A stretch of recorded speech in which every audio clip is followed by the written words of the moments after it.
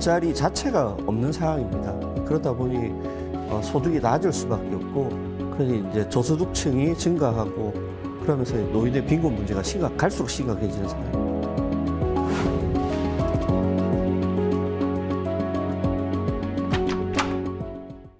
네, 부산하면은 지금 경제도 문제가 많고 인구도 계속 줄어들고 있는데 여기에다가 굉장히 충격적인 소식이요.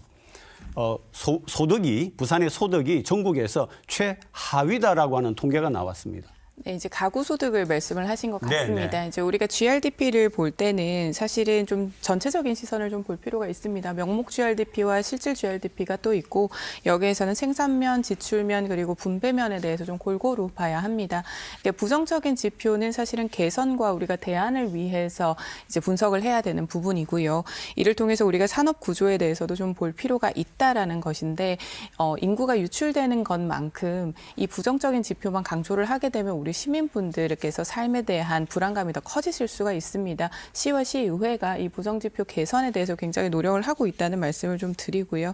우선은 지금 이 부산 GRDP 전체적으로는 7위 중위권입니다. 근데 이제 이 개인 소득이나 이 가구 소득 같은 경우가 지금 하위에 머무른 것은 우리가 산업 구조와 그리고 이 코로나 이후의 그 회복 탄력성에 대한 문제로 봐야 하기 때문에 이 경제 체질에 대한 개선 문제를 먼저 함께 논의를 해야 한다라고 보입니다. 그런데 가구 소득이 어쨌든 최하위라고 지금 발표가 됐고요. 그 원인은 뭡니까? 앞서 말씀 주신 것처럼 부산시의 이제 주력 산업이 지금 침체기를 겪다 보니까 지금 그거에 따른 이제 고용 부진, 그리고 이제 고금리, 그리고 고물가 이런 것들이 영향을 미쳐서 지금 이렇게 가구 소득이 낮게 나오는 경향이 있는 것 같습니다. 부산 같은 경우에는 이제 건설업 그리고 과거에 이제 제조업들이 이제 주력 산업이었는데 만성적으로 이런 산업들이 장기적으로 지금 안 좋은 상황이다 보니까 부산시 내 이제 내수 부진이 지금 또 이제 가중되고 있는 상황이고, 그리고 수도권 집중이 또 가속화되고 있는 상황에서 경제 사회적인 이런 문제들이 복합적으로 이제 작용하였기 때문에 부산시의 가구 소득이 이렇게 낮아지는 경향이 있다고 생각을 합니다. 네, 그런데 통계청 발표가 이번에 나왔는데 다른 우리가 주목할 만한 항목들이 있습니까? 그 내용들을 보면은 산업 구조와 우리가 좀 개선해야 될 방향이 좀 보입니다. 그러니까 우선은 부산 같은 경우는 경남의 저임금 노동자가 부산으로 온 케이스가 많다라는 것이 분석이 됐고요.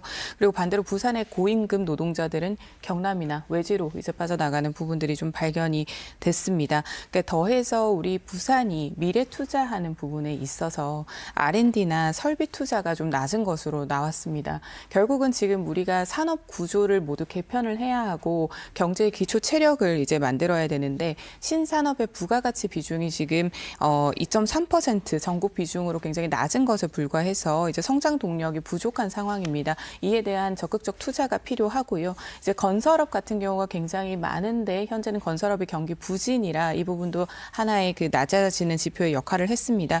다만 가덕도 신공항이 이제부터 공사가 진행이 될 예정이니 이에 대한 반짝 효과는 좀 있을 것으로 보이고요.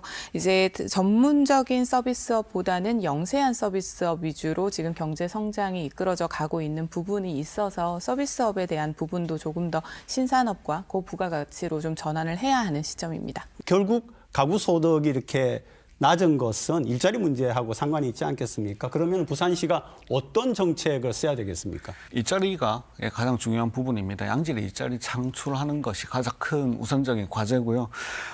이 부분은 이제 인구 유출을 막는 그런 대안이 될 수도 있는 부분들이고, 부산시가 지금 가지고 있는 이제 산업 구조, 지금 그 건설이나 제조업에서 이제 신산업, IT나 바이오 테크놀로지, 그리고 친환경 에너지 등과 같은 산업 분야 기업들을 유치하는 게 무엇보다 중요합니다. 그리고 이에 따른 이제 직업 훈련 프로그램을 통해서 이런 구조가 선순환될 수 있도록, 지역 내에서 선순환될 수 있도록 하는 것들이 무엇보다 필요하고요.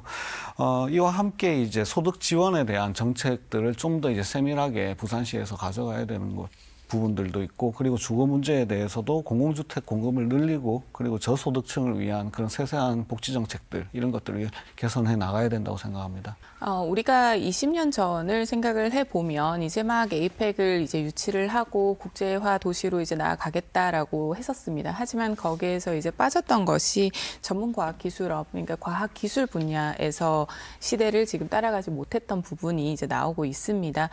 그런 부분들을 이제 채워가기 위해서 시에서는 이제 신산업 가치 육성에 지금 집중을 하고 있고 일자리도 창출하는 부분에 예산을 투입하고 있습니다.